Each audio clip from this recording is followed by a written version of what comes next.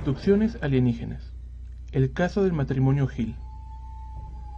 Antes de comenzar, por favor, no olvides suscribirte y dar me gusta en caso de que te guste nuestro contenido.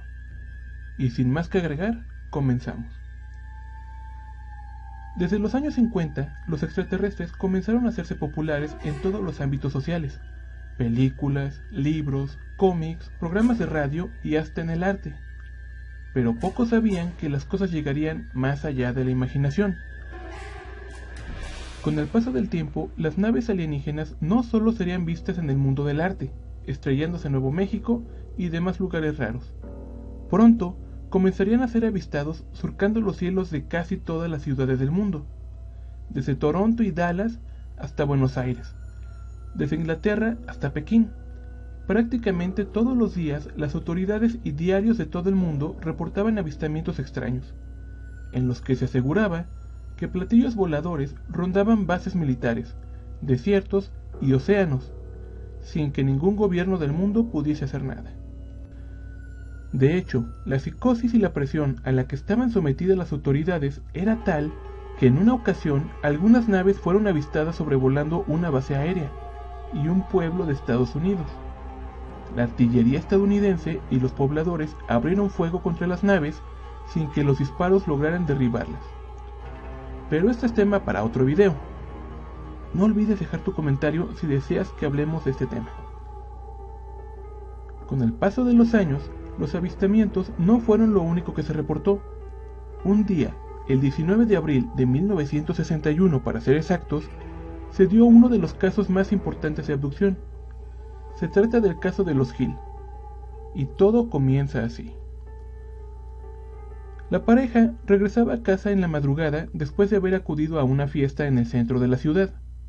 Ellos, al vivir en las afueras, debían hacer un recorrido de casi 40 kilómetros de bosques montañosos para llegar a casa. Al llegar a la parte más alta de su viaje, Barney, que era fanático de la astronomía, decidió detener su auto Ford a la orilla de la carretera y, con sus prismáticos, dio un vistazo a las estrellas, costumbre que a su esposa nunca le había parecido del todo prudente, por aquello de los asaltos. Pero Barney nunca escuchaba. El hombre se sentó sobre el cofre del auto y comenzó a enfocar sus prismáticos al cielo, hasta que algo fuera de lo normal llamó su atención. A lo lejos, le pareció ver un avión, o tal vez un helicóptero enorme. La distancia y la poca capacidad de los binoculares no le permitían distinguir lo que estaba viendo. Barney ajustó la mirada a su máxima capacidad y le pareció ver las ventanillas de un vehículo. Tal vez se tratara de un avión. Inclusive logró ver de forma borrosa unas siluetas humanas. No estaba seguro, pero creía haber contado 4. En ese momento, su esposa le llamó por su nombre. El terror se notaba en su voz.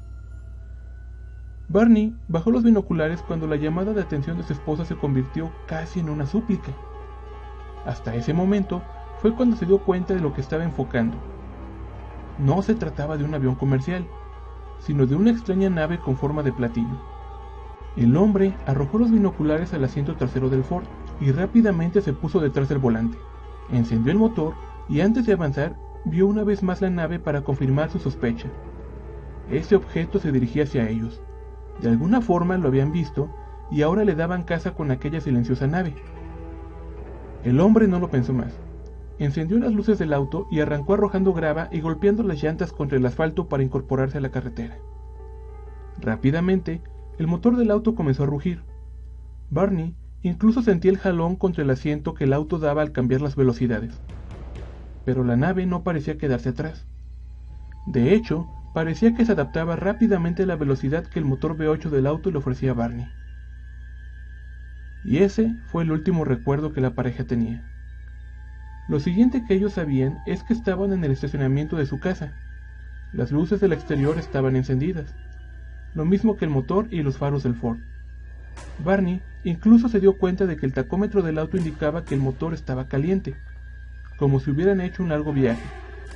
Pero el odómetro no parecía haber aumentado el número de kilómetros recorridos. Miró su reloj de pulsera y, completamente confundido, Barney se dio cuenta de que habían pasado más de 6 horas desde que se habían salido de la fiesta de sus amigos. cómo habían llegado a casa. Más tarde, durante el desayuno de ese domingo, los Hill comenzarían a compartir impresiones de lo que había sucedido. Betty estaba segura de que había sido obra de un ovni. La forma de la nave, el metal brillante y sin pintar, incluso el casi imperceptible zumbido que provenía de aquel objeto no dejaba dudas. Todo encajaba con la descripción que los diarios y la televisión daban sobre los ovnis. Durante la semana, Betty se la pasaría llamando a la base de la Fuerza Aérea, a los servicios de radares y a la policía para denunciar lo sucedido. Denuncia que era recibida con un tono sarcástico y burlón por parte de los operadores.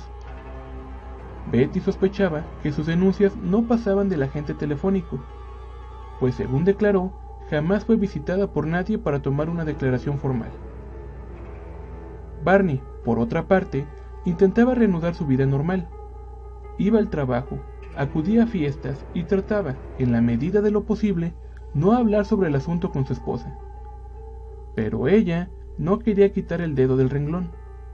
Convenció a su marido de acudir a terapias de hipnosis para tratar de descubrir qué había pasado con las 6 horas que habían pasado sin que ninguno de los dos recordara nada. Su marido se negó a participar activamente, pero accedió a acompañarla a la hipnosis. Tuvieron que hacer sesiones durante un tiempo para lograr conocer todo lo vivido por Betty. El miedo en Barney crecía con cada sesión. Quizá ese sea el motivo por el cual finalmente accedería a someterse a la hipnosis. Durante las sesiones a las que se sometió Barney, supimos varias cosas. En primer lugar, que la nave jamás fue dejada atrás. De hecho, según dijo el hombre durante la sesión, hubo un momento en que el velocímetro del auto alcanzó los 160 km/h, pero la nave no parecía inmutarse por eso. En todo momento se mantuvo a pocos metros del Ford. Sin embargo, en algún punto de la persecución, el auto simplemente dejó de acelerar. Barney, quien era más entendido de la mecánica, aseguró que era como si la caja de cambio se hubiese desconectado del motor, ya que este último seguía revolucionado, pero poco a poco el vehículo perdía velocidad. Acto seguido, la nave finalmente se posó sobre el auto y tras iluminarlo durante unos segundos, siguió de largo. Durante un momento, el matrimonio pensó que todo había quedado en un susto, pero lastimosamente no sería así. Pasados unos minutos en los que Barney trataba de hacer que los cambios respondieran, los extraterrestres se dirigían hacia ellos. Barney estaba concentrado viendo el tablero y tratando de identificar algún sonido extraño en el motor, en medio del bombardeo de preguntas que hacía su esposa, hasta que ella comenzó a gritar. Por un momento, Barney no sabía dónde dirigir la vista. El lugar que señalaba su esposa no eran más que los frondosos árboles del bosque, hasta que gracias a los faros logró distinguir unas figuras humanoides, un poco bajas, quizá de 1,60 m, poco más, poco menos. Llevaban un traje ajustado, gris y sin insignias, ni nada que ayudaran a identificarlos. Barney inmediatamente reconoció aquellas figuras. Eran las que había visto a través de los binoculares, pero lo que más inquietó al hombre eran los ojos de aquellas extrañas criaturas. Eran enormes, y en apariencia sin vida, como los de un tiburón. Barney aceleró al máximo el auto, pero las llantas no se movían ni un poco. El motor V8 del Ford rugía con furia. Incluso sentía la fuerza de la máquina que inclinaba levemente al vehículo a un lado sin que la transmisión hiciera nada por hacer girar las llantas. Barney recuerda cómo las criaturas por un segundo se detuvieron al escuchar el rugido del motor. Tal vez evaluaban la situación, pero al ver que el vehículo no podía hacer nada, reanudaron su marcha. Su esposa, por otra parte, se encogió en el asiento con una expresión de miedo y aturdimiento. Para cuando Barney reaccionó, los alienígenas habían rodeado el auto. Uno de ellos se acercó a la puerta del piloto y colocó la mano sobre la manija, pero no la accionó. Era como si desconociera cómo funcionaban. Barney, por su parte, puso el seguro del auto y con ayuda de los espejos buscó una posible ruta de escape para él y su esposa. Hasta que uno de los alienígenas, el que se había colocado frente al auto, golpeó el cofre con fuerza. Llamó la atención de la pareja y logró que ambos lo vieran a los ojos. En ese momento, los dos perdieron su fuerza de voluntad. y como si se hubiesen convertido en marionetas, los dos bajaron del auto y se dejaron guiar hasta la nave de la que habían estado huyendo. Sin embargo, estaban conscientes. De acuerdo con lo que Barney dijo, él, en su mente, trataba de detenerse, de volver al auto, de tratar de huir. Pero su cuerpo ahora era gobernado por una fuerza desconocida. Dentro de la nave, Barney fue llevado a una sala blanca. Al hombre le venían a la mente los cuartos de operaciones de cualquier hospital, solo que el lugar no tenía claro de dónde provenía la luz. Era blanca y lo iluminaba todo, pero no se veía de dónde salía. Aquí le sometieron a lo que Barney piensa eran exámenes médicos. Le sacaron sangre, líquido seminal, tomaron muestras de cabello y, la parte más aterradora para él, extrajeron un par de gotas de líquido de uno de sus ojos, sin que él pudiese hacer nada para impedirlo. Era como estar en una parálisis del sueño. Por otra parte, el secuestro de Betty fue mucho más interesante. Aunque el proceso inicial fue similar, a Betty le tomaron muestras de sangre, líquido de sus ojos y un óvulo. Terminado todo aquello, lo llevaron a lo que sospecha era una sala de control, o bien, lo más parecido que hay a una sala de juntas. Aquí, los tripulantes de la nave le miraban de arriba abajo y le hablaban en un idioma que ella no conocía. Betty, en inglés, les decía que no lograba entenderlos y les preguntaba por qué los habían secuestrado. Les suplicaba que la llevaran a casa. Ella no había hecho nada malo. ¿Por qué le hacían eso? Los alienígenas en ese momento desplegaron un mapa ante ella con dibujos en 3 dimensiones y señalaban la Tierra. Después la señalaban a ella. Esto Betty sí lo entendió. Reconoció la Luna y al continente africano. Después, los extraterrestres se señalaban a sí mismos y a un planeta desconocido.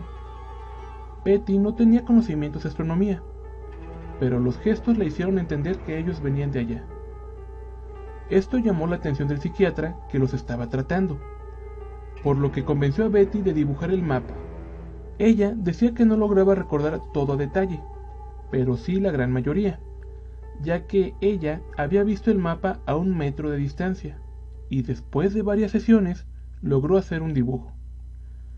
Consistía en 26 localizaciones de distintas estrellas, aunque cabe mencionar que acertó apenas en la mitad de estas localizaciones. Finalmente, algo en lo que el matrimonio coincidió fue en que la nave volvió al lugar donde estaba el auto. El motor seguía encendido, junto con las luces. Y antes de que pudieran subir al auto, la nave se elevó silenciosamente y se fue.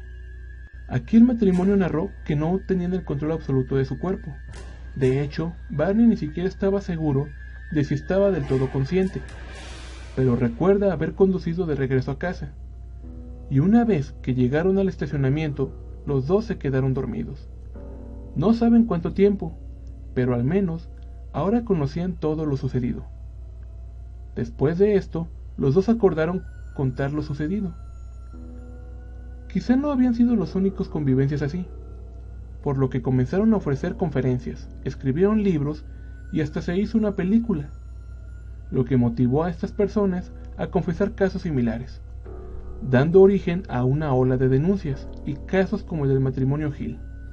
Muchos aseguran que no es más que un caso de falsos recuerdos inducidos por una hipnosis que era relativamente nueva en el campo médico, y que por eso el matrimonio estaba tan convencido de haber vivido semejante hecho. Otros aseguran que solo buscaban ganar dinero a costa de una cada vez más popular moda de ovnis, y algunos más aseguran que fue un caso sólido, y el primero que podía tomarse en serio, ya que, después de que comenzaron a poner en tela de juicio las declaraciones de Barney, este se negó a salir al público otra vez, y trató de volver a su vida normal, posición que mantuvo hasta el día de su muerte. Sin embargo, su esposa se negó a dejar de dar entrevistas y declaraciones, pues asegura que es algo que debe saberse y que, de esa forma, las personas que hayan vivido algo tan traumático como ella no se sentirán solas. Al menos así fue hasta el día en que falleció. ¿Y tú, qué opinas de este caso? ¿Piensas que fue verídico? Déjanos tu opinión en la caja de comentarios. Yo soy Roland y esto ha sido Raven World. Hasta la próxima.